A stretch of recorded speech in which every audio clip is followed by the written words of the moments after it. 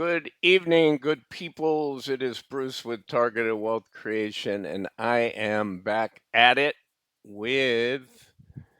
I probably will call this a series because I've got more videos on this. I want to continue to explain why I talk about the commodity super cycle, what in particular gold, precious metals, why they're going to become so important, why they're going to outperform. Um, the S&P index, likely the Nasdaq, the Dow, all of those things over the next number of years. Okay, it's something that I've seen twice in my lifetime. I wasn't a heavy player of the markets in the 1970s as I was getting out of college and so forth, but I was aware of it. But by the time the next commodity super cycle came in 2000, I had suffered through the dot-com bust, made a lot of money in high tech, was making a lot of money still, and had a lot of stock. And I thought the FOMO was going to go on forever. I belonged to some trading groups. I was busy working, but early in the morning, 5 o'clock or something on the West Coast, I'd be in the chat groups, get ready for a little bit of trading, and then have to go into the office or travel and do whatever. And I'll never forget somebody saying, and they're a very smart person, hey, get out of all of your tech stuff. The NASDAQ is going to 1500. I thought to myself, what an idiot. What does he know? I work in the industry. You know, I've watched all this money be made, and I was working for one of the four horsemen in the internet cycle in the 90s. We were the top stock on the SEC, or I'm sorry, on the New York Stock Exchange. There were other high flyers on the NASDAQ, the Microsoft, Cisco, and so forth. But so been there, done that. So it took me a while to recover. I studied the markets and said, what could possibly go, if tech's not going to do well, what's it going to be? I work in tech. I'm going to have a great job and make a lot of money. I work hard. So I'm going to keep doing that, saving my money because I always live below my means. And that leads to why gold projects to 5,000, even 6,600 in just the next few years. Gold could go to 15,000 very quickly within the next year. Do I think that's a high probability? I give that about a 30 to 35% chance. How can you even say that, Bruce? Well, let me start with some things. I'm going to do a deep dive on this subject, why a reset, okay, to shore up the balance sheet and give the U.S. kick the can down the road and give them more time to get out of their current dilemma. So that's why I say 35%. Some of you have seen some of the videos and that talk about that. Some of the videos are coming from supporters of gold and silver companies. So I always question that motive, right? If you're out telling me the world's falling, go buy gold. They were saying that at 1900 gold and in 2011 as it was topping. But recently, Secretary of Treasury Scott Bessent said that the U.S. will very likely monetize the asset side of the balance sheet. Okay. And the rationale there is to support the dollar, not from a dollar strength, but a dollar confidence. When the U.S. moved and took assets from Russia, froze Russian assets a few years ago, and the world looked around and said, that could have been us. If we do something wrong and we're out of favor, then the U.S. is just going to come in and say, you got all that money, we're going to take it. And so there's been a move. China's led that move. The BRICS nations have led that move. Guys, it's a little bit of background. I'm going to go through a series of charts, but I want to give you a little bit of background on why we have this problem and why gold is raising its head. And for that matter, why is Bitcoin, been the performer that it's been? Okay.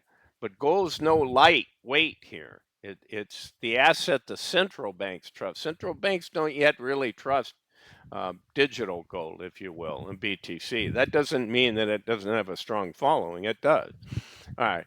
So Trump coming in, and look, don't get into the politics. I'm not going to talk about politics. I'm just going to talk about what's happening and what has been happening for years. Each administration deals with it different.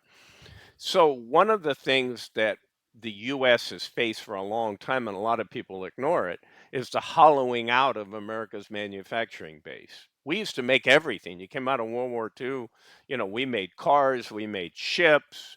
We were a manufacturing base to be reckoned with, and a leader of the free world in many ways. Not with, the US's aggression in other countries and getting involved in wars and their politics and things. I can't defend all that. There's a lot of things I've hated about what the US has done. But certainly this hollowing out of the manufacturing base, it's gotten so bad along with the debt. All first world countries now 98%.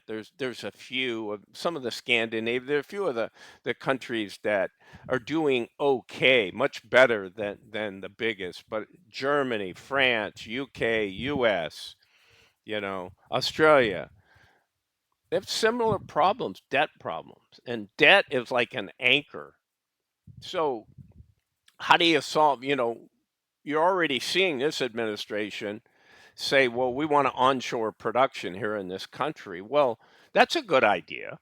But in order to do that, you really need a weaker dollar, not a stronger dollar. And we Americans love to think, oh, our dollar is strong and this and that, but it's absolutely not when it comes to exporting your goods. It makes them prohibitively expensive.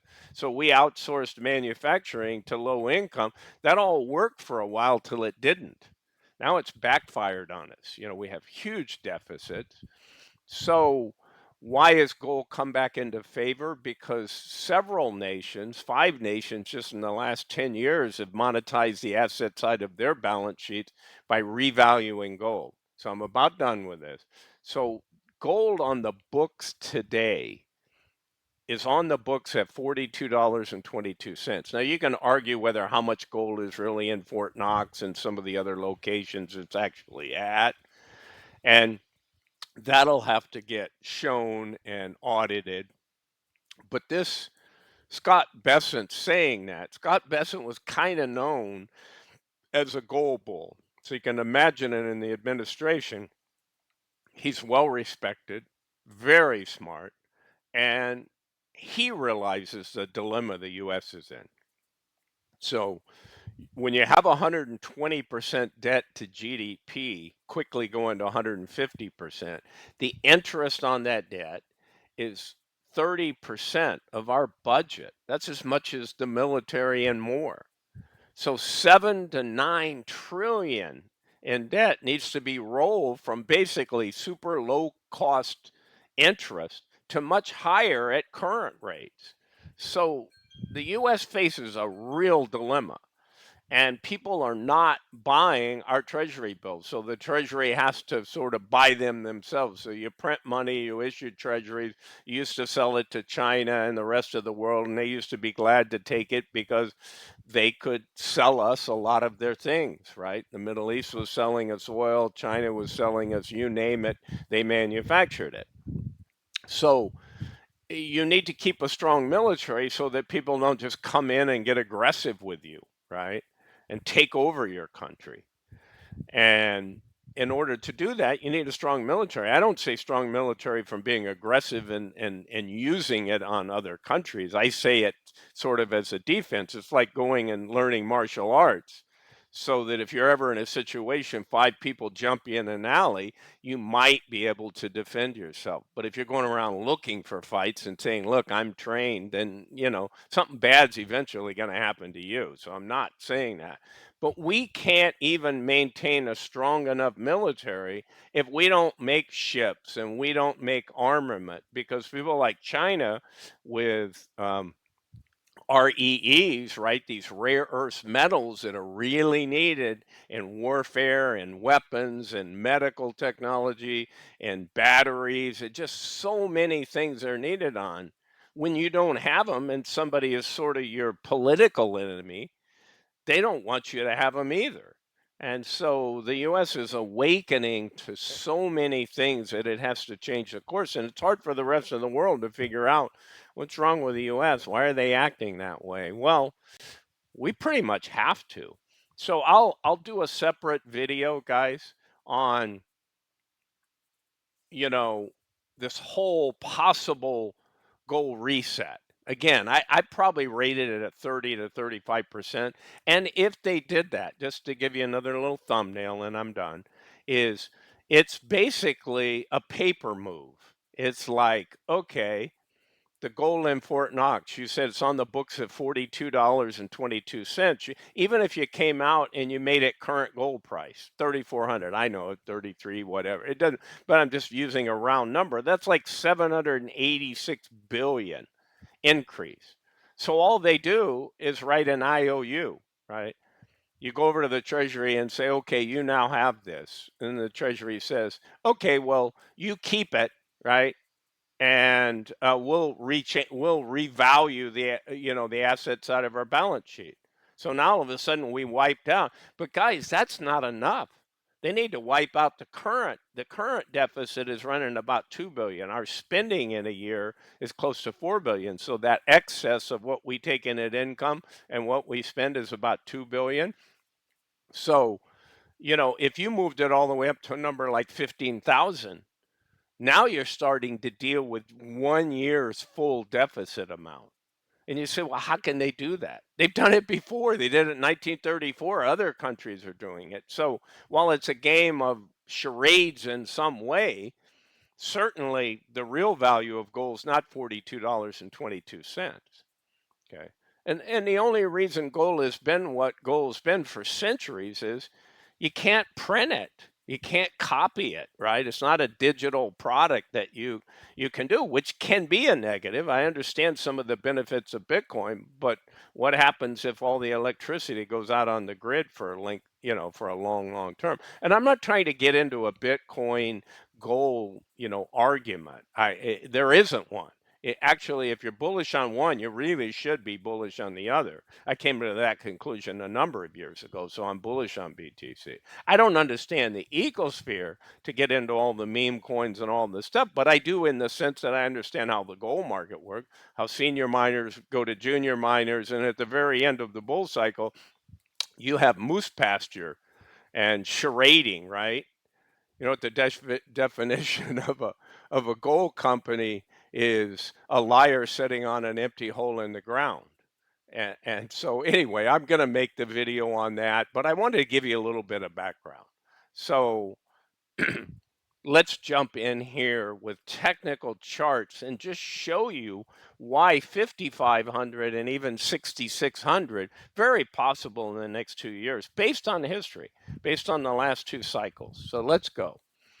All right. So this time we'll not copy, but we'll rhyme with the same historical outcome. So let's look at a daily chart of gold. So we can see back in February of 2024 that we were, what's the number? Oh, sorry, this is even this year, guys. My next one will go there. So we're around 2,500 here. This is a very recent, right, in that sense. So we've run from 2,500 to 3,500 up here. So what does that look like? Well, that looks like a flagpole, right? A big impulse move up and then trading sideways. So pole with flag, right? Bull flag. But when you look at this, you're saying, okay, why is it doing this? Well, that's always when you have a big up move, you get a rest period, you know. It doesn't matter what you do, things should rest. And when they don't, they just keep going up and up and up. Guess what's going to happen? It may come back 50, 61, 90% retrace. Oh my God, you don't want to be on the wrong side of that. So let's go on. Let's add a trend line to see the current resistance and support. So you come in here that same time frame, right? And we hit a number of touch points. So short term, this is classic technical analysis. So you go up, you pull back, you go up, you pull back. So when you do this a number of times, that is a solid resistance line, okay? And in the case of while it's above the line, it's support. So when it goes down, you could have just gone down and down and down. But what typically happens, you go down and you bounce back up and you test resistance, because what was support from here is now resistance on the way up, and it's failed that. So I'm not too concerned short term. But from this technical analysis, I'd say over the next 2 weeks, 3 weeks, 4 weeks, unless we had a black swan, unless we had a reset and goal, I don't think it's that soon, then we're going to stay likely on this side. But it's by far not bearish, when I say 2, 3 weeks. So let's do one more. So we have this line. So we could come through and start to create a parallel. Because look, we have these tops, right?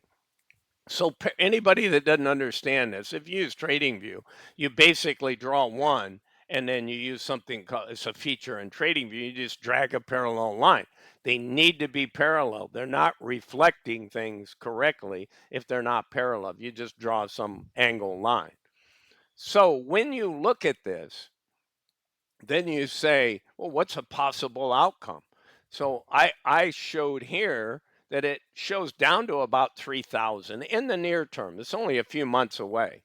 Okay, we're talking, end of August or something, maybe the first week of September. So am I saying we're going there? No. Anything could happen. We could turn around and go up, but we could meander down. So I would say $300 more down in gold would be an absolute buy, because guess what? This is still a massive bull flag, even with this pattern. This is just your short term resistance line to show you what it's trending short term. So let's go to a weekly and take a look at a longer term view, right? So this is the chart I thought I had there for a second. So this takes us back into October in 2022. Look how far we've come, guys, in 22 months. We've more than doubled, right? 1624, we hit 35. Depends on whether you're using futures or spot. We're up in the high 33s, right? 3380. So already, so when you have that kind of move, now what does it look like? It looks like an absolute bull flag, right? So coming down, into this 3,000 is no big deal. It's all within the realm of the bull flag. So I'd be all over it if that happens. I would add more miners. You guys are always asking. I'm giving you recommendations. I'm going to have this in my Patreon. I'm also going to publish it on my YouTube. I'm just not going to give them all the mining names and things that I give you behind the paid firewall there. All right. So let's look a little bit further. So when you start looking at now, you haven't shown me history. You haven't said why it's going to rhyme and what's gone on. So let's go back and look at the last two big gold bull runs. Okay. And this one, I literally was in, and every single day I looked at it. Even on the weekends, I studied. And what's ironic, right? Well, I should take it back here, right? 2001. What's going to happen? Oh, it's me, .com bust. Why didn't I see it? Why didn't I listen to the mentor telling us we were going to, and get out just a little bit earlier would have saved me a lot of money. Okay. Really would have. Would I have been brazen enough to short? Probably not. But then I really would have. I'd have been retired right then at that point. I already had a lot, but I lost a lot in that last year. So when you have this kind of a run, it's not hard to make money. You just have to be consistent. But things like this that come in, look at this. This is a lot bigger than it looks on this chart because we pulled out all these years. This was, gold only went from 1,000 to 700. Okay, this 2008 Lehman Brothers, guys. All right, the mortgage debacle.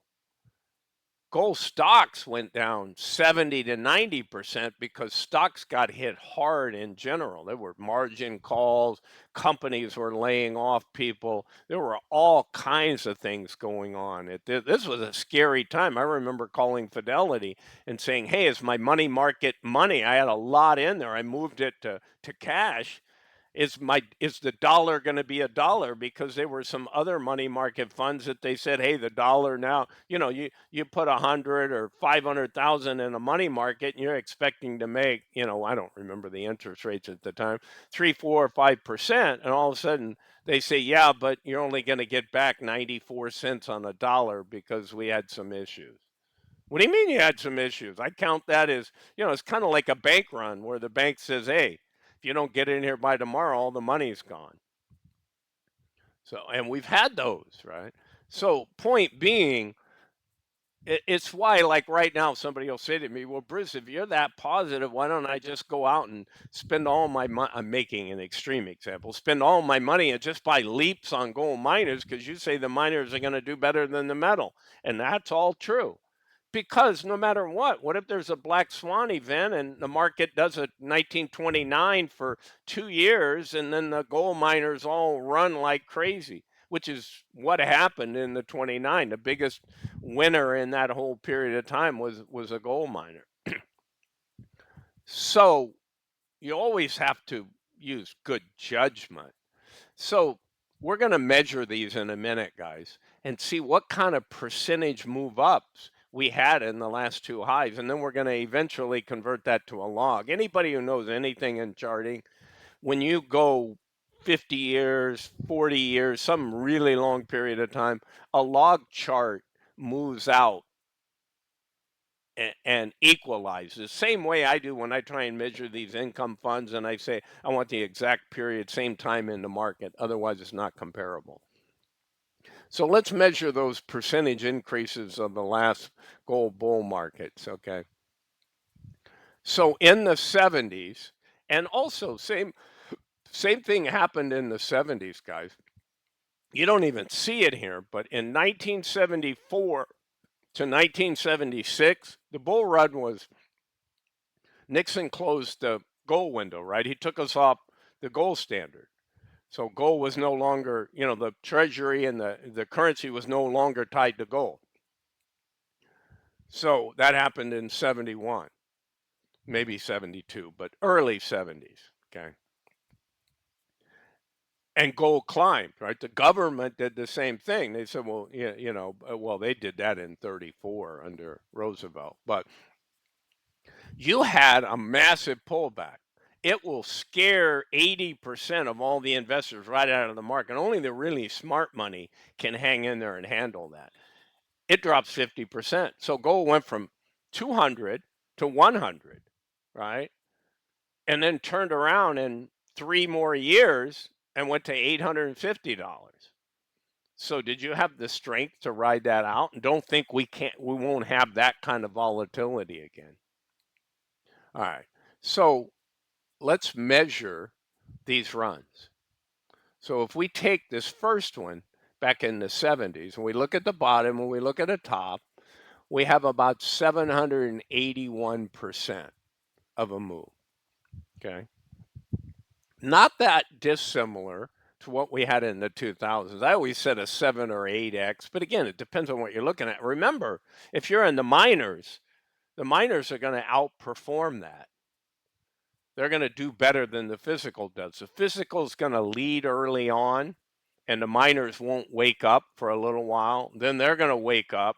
Then they're going to start to move, and then you go through the market. The same thing you have in a Bitcoin and in a crypto that you have in other sectors, right? So you have BTC running, then you have Ethereum, you have others, and then you have meme coins run. Well, the same thing happens in the gold cycle. The majors move, then you go into the developers, then you go into the really risky explorers. And so you can have 100x gains in those little explorers. You can have 5, 8x in the producers, which are the least risky, just depending on whether they're a mid tier and they're being aggressive and they're buying up small companies. Okay.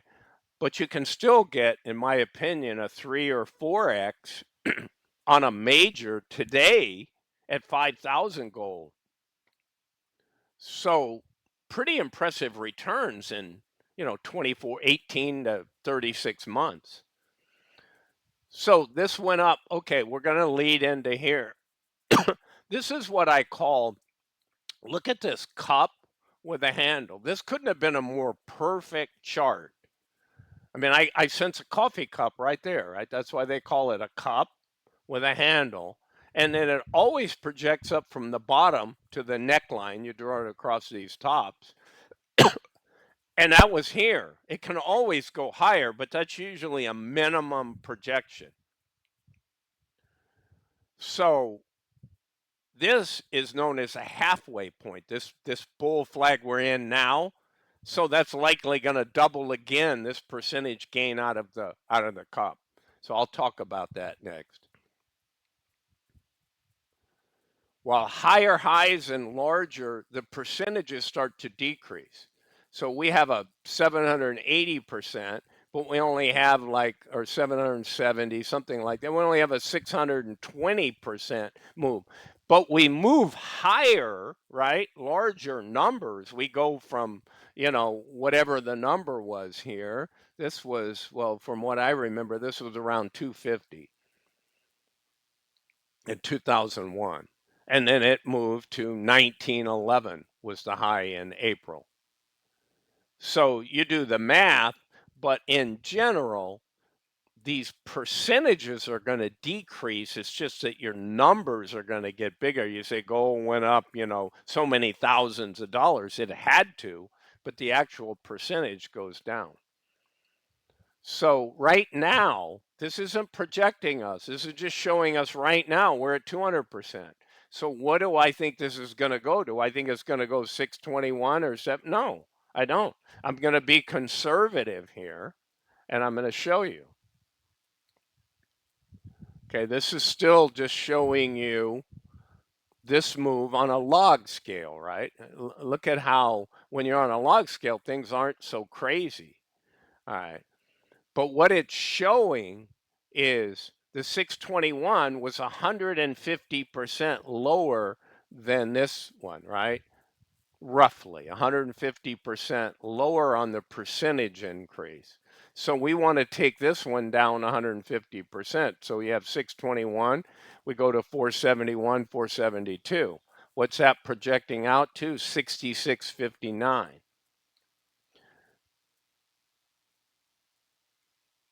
So what we need to do, I'm sorry, when I said this was a log view, it's not. This is still just shrunken down. This is actually the log view, and this is zoomed in, okay, taking us back through all the cycles on the log scale, and we want to look at what we can get to. Well, on the log scale, it's only showing about 5,000. But that's all right by doing the channel, right? We've got two resistance lines here. So we draw our channel, move up the parallel line to catch this and say, what's it likely going to hit up here? So not as accurate as the 6651. And then I zoom in a little bit closer so you can see possible time frames, all right? So while this can turn around and just go straight up, it could have another little tiny blip. And, so probably in this is where I get the next 18 to 36 months that we hit the next level. So this again is only in that time frame is only a little above 5,000. So which, Bruce, you just given me two numbers, which is right? Well, I say conservative and one, and that's kind of a minimum. We're not even probably done at that point. So you can see different targets, but it helps to show the possible targets, notwithstanding a goal-based reset from the Treasury, which you can exclude. And it's not really tying the currency to gold like it was many, many years ago. It's just monetizing the asset side and being more fiscally responsible. But it would give other nations more confidence in buying our treasury so that we don't have to buy it. So that's what I got for you guys. And this is only the beginning because this is gold. While you can make money, but do I want to go out and buy? I already own a lot of physical gold because I sleep well at night. But do I want to go out and buy a lot of $3,400 gold and wait 24 months or 36 months and have 5,000 gold? I already have that, right? That's why I sleep well. But the other side of the coin, no, I want to own a basket of companies, not necessarily ETFs. I could go that route, but I think I'm better at selecting so that I got an edge in the miners that I own. And I want to have a certain percentage. Okay, you guys in Patreon know because I've spelled that out. In producers, the least risky. And those guys are 3x to 6x and more if you choose those correctly to 5,000 gold. And when you get into developers, do you find very good developers that are likely to go on and increase their assets that they've already found through further drilling and hit some real home runs, some 10x, 15x kind of returns, which are life changing? And then, own a very small percentage of higher risk explorers, and those can easily do 100x.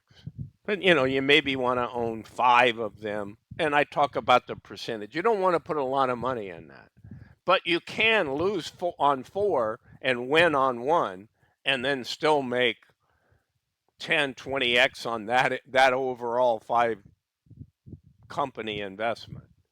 So it can be done, but also conservative. When I see 5,000 gold and we don't get a reset and we go to 5,000 gold, I'll take some money off the table just because it's a near-term peak. But I won't be out of the market because I don't feel that. But I'll know much better when that takes place. All right, guys, this is Bruce with Targeted Wealth Creation. I needed to get this out. I also need to get out in detail. And here's one more point. How's the market going to move up? When I do mining videos and I talk to most people, they have no interest. They're chasing Misty, they're chasing Ulti, they're chasing this next income fund because that's a niche that I started in. And honestly, there will be more income funds. Right now, the only income funds for the most part are around physical. Well, physical's had its run. It's going to go up. Well, silver will go up multitudes. What I didn't tell you in that bull market when I was talking about it goes from seniors to mid cap to developers to explorers, it also moves from gold to silver. So, silver, when it gets its shine on, in that last half, we're only in the third inning. When silver really gets going in the fourth, fifth inning, it's phenomenal runs, right? Silver can literally go from, $35 to $120 just like that. And it very likely will. Silver is actually consumed. Silver is needed in industry. Unlike gold, gold's a very minuscule amount. It's too expensive, but it is used in very, very small amount of electronics in certain industries, but it's just too expensive. It's silver, copper, so many other things that they utilize. Platinum, palladium. All right, guys, that's it. Hope you enjoyed this. Subscribe, like. If you're on Patreon, ask questions if you want more. You already know what I'm putting out over there. I'm having a lot of fun with Patreon, guys. So you're listening to this on YouTube, that's fine. Consider coming over and joining us sometime. All right, bye for now. Not financial advice. I'm not a financial advisor. Bye for now.